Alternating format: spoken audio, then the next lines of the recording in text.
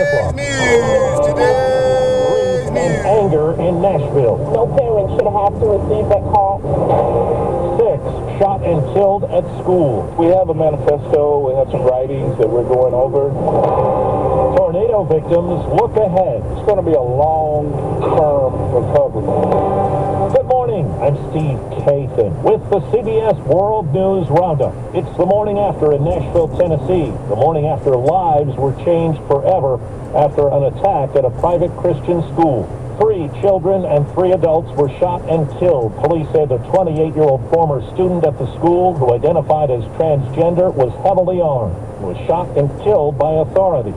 This morning, Nashville Mayor John Cooper spoke with CBS Morning.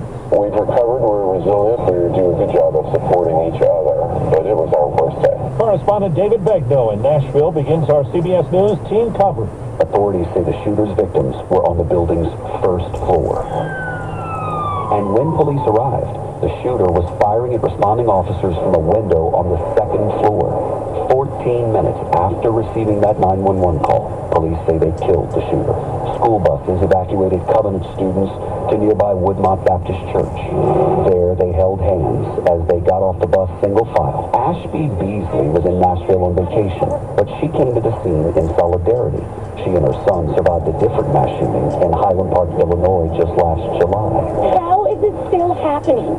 How are our children still dying, and why are we failing them? How do you talk to your 3-year-old about why they were in lockdown today? Natalia Cooper's children don't go to Covenant, but she was so emotional as she told us their schools had been on lockdown just nearby. Just happy to be reunited with them, and so sad for the families that were affected. Police searched the suspect's home Monday afternoon. The police chief said they found a manifesto tied to the shooter, as well as detailed maps of the school and a mention of a potential second location that the shooter later decided against, allegedly because there was too much security at that location. I'm Chris Fox in Nashville. The shooter, Audrey Hale, reached out to a middle school friend, Adriana Patton, just prior to the shooting with a series of text messages saying, "I'm planning to die today. You'll probably hear about me on the news." Patton responded, "You have so much more life to live." Hale replied, "I'm not trying to upset you or get attention. I just need to die." A makeshift memorial of flowers and stuffed animals now adorns the school campus entrance. Green Hills resident Curtis McDowell paid his respects. Evil has come here today.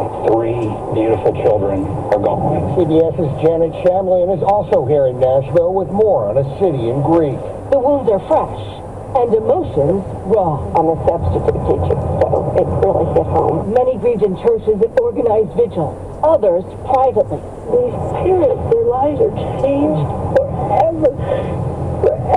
Shondell Brooks' son, Alday, is a student nearby. Her older son died due to gun violence 5 years ago. We're being pushed into a club that we never asked to be a part of. Now to Mississippi and the utter devastation after the monster tornado that's blamed for more than 20 deaths. CBS's Omar Villafranca has been talking to people who survived but have to start all over. Residents are still looking for anything worth saving in the debris. Can't put it to words. It's unbelievable. Jeremy Grayson was out getting food when the twister tore through his block. I ran back here. I was expecting to see a house. I couldn't see nothing. What'd you hear? Cries out for help, echoing. Grayson has lived here for his entire life. It was forgotten about before. This is basically the most attention that we have had in our lives. Rolling Fork is located in Sharkey County, Mississippi, where 35% of the population lives below the poverty line. But Grayson says the community will still rebuild. The community still here, it's just the material things that are gone. Reports from south of the border say 39 people have died in a fire at a migrant facility in northern Mexico. 4 minutes after the hour.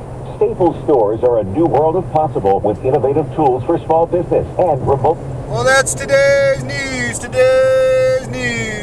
I didn't hear any good news, did you? I didn't think so. I guess it's all about perspective. The glass is half full. Well, as always, I want to thank you again for coming along with me on these Dash Cam News adventures. You know the drill. Peace, love, and all that hippie jazz. Bye-bye, everybody.